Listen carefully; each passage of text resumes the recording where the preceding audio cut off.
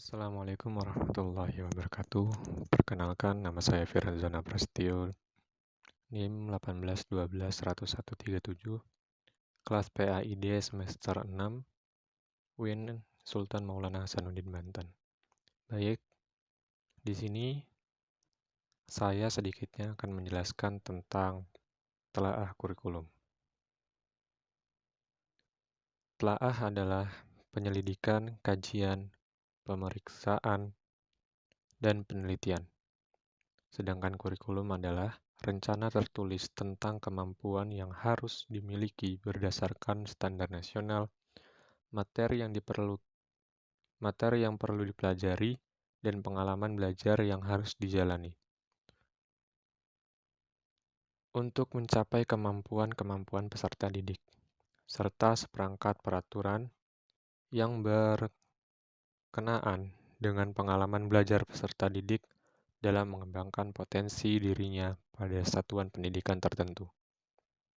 Jadi, telaah mata pelajaran atau telaah kurikulum adalah suatu kajian terhadap kompetensi, materi, evaluasi, serta perencanaan pembelajaran yang dapat dijadikan pedoman bagi guru di sekolah. Selanjutnya, latar belakang pentingnya telaah kurikulum. Kurikulum memegang kedudukan kunci dalam pendidikan, sebab berkaitan dengan penentuan arah, isi, dan proses pendidikan, yang pada akhirnya menentukan macam dan kualifikasi lulusan suatu lembaga pendidikan. Kurikulum menyangkut rencana dan pelaksanaan pendidikan, baik dalam lingkup kelas, sekolah, maupun nasional. Pendidikan di negara Indonesia saat ini masih mengalami berbagai macam persoalan. Salah satu persoalan pendidikan kita yang masih menonjol saat ini adalah adanya kurikulum yang mengalami pergantian dari tahun ke tahun dan membebankan peserta didik tanpa ada arah pengembangan yang benar-benar diimplementasikan sesuai dengan perubahan yang diinginkan pada kurikulum tersebut.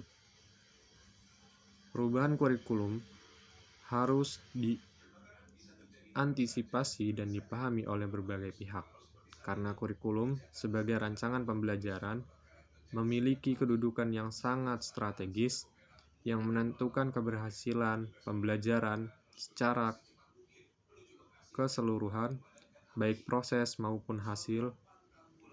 Sekolah sebagai pelaksana pendidikan, baik kepala sekolah, guru, maupun peserta didik, akan terkena dampak langsung dari setiap perubahan kurikulum.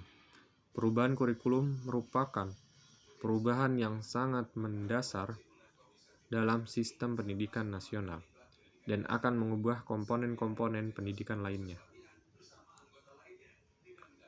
Kurikulum bersifat dinamis karena selalu berubah-ubah sesuai dengan perkembangan dan tantangan zaman.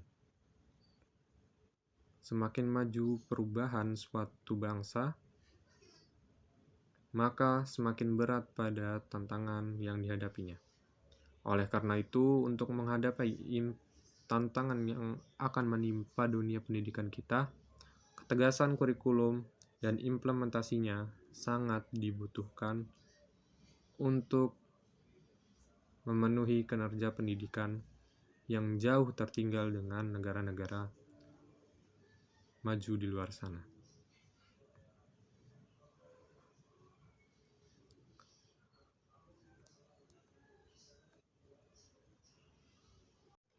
Selanjutnya ada tujuan telaah kurikulum. Tujuan kurikulum pada hakikatnya adalah tujuan dari setiap program pendidikan yang akan diberikan kepada anak didik. Mengingat kurikulum adalah alat untuk mencapai tujuan pendidikan, maka tujuan kurikulum harus dijabarkan dari tujuan umum pendidikan. Dalam sistem pendidikan nasional, tujuan umum pendidikan dijabarkan dari falsafah bangsa, yakni Pancasila.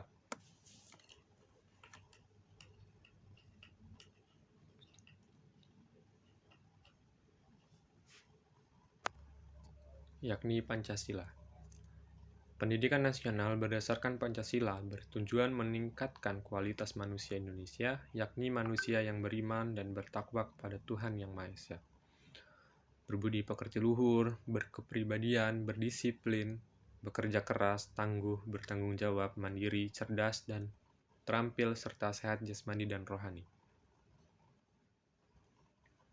Adapun manfaatlah kurikulum.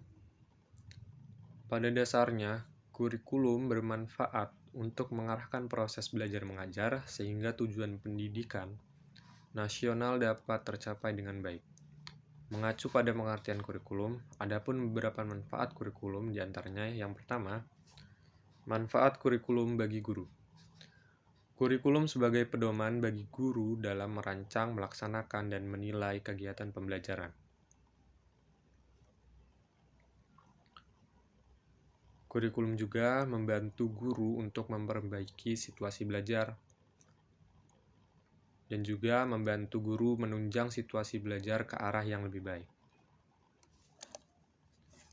Adapun manfaat kurikulum bagi sekolah, kurikulum dijadikan sebagai alat untuk mencapai suatu tujuan pendidikan, baik itu dalam tujuan nasional, institusional, kurikuler maupun dalam tujuan instruksional. Dan juga dapat mendorong terwujudnya otonomi sekolah dalam penyelenggaraan pendidikan. Selanjutnya ada hakikat pemetaan kompetensi. Pemetaan adalah proses penggambaran objek kajian tertentu dengan menggunakan cara dan atau metode tertentu sehingga didapatkan hasil berupa sebuah gambaran baik secara naratif maupun visual. Sedangkan kompetensi merupakan perpaduan dari pengetahuan, keterampilan, nilai, dan sikap yang direfleksikan dalam kebiasaan berpikir dan bertindak. Menurut Kronkilton dalam Mulyasa mengemukakan bahwa kompetensi ialah sebagai penguasaan terhadap suatu tugas, keterampilan, sikap, dan apresiasi yang diperlukan untuk menunjang keberhasilan.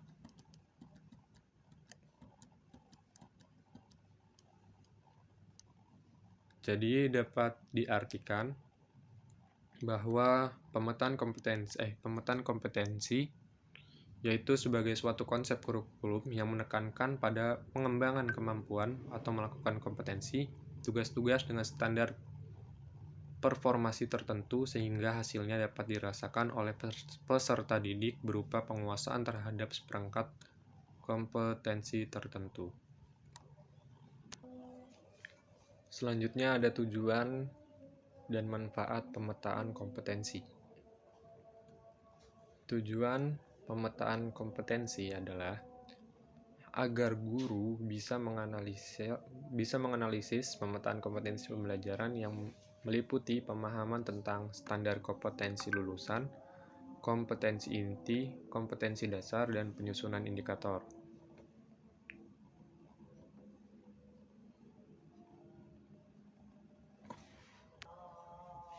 Dan juga agar guru bisa memahami kata kerja operasional untuk kompetensi sikap, pengetahuan, dan keterampilan. Adapun langkah-langkah dalam melakukan pemetaan kompetensi yang pertama, mengidentifikasi karakteristik dan bekal kemampuan siswa. Yang kedua, menentukan tahapan berpikir dari SK, KD, indikator pencapaian kompetensi. Yang ketiga, menentukan indikator pencapaian kompetensi masing-masing KD dengan memperhatikan tahapan berpikir SK dan KD tersebut. Ya, mungkin itu saja yang bisa saya paparkan. Sedikitnya kurang lebih, mohon maaf. Wabillahi taufiq wal hidayah. Wassalamualaikum warahmatullahi wabarakatuh.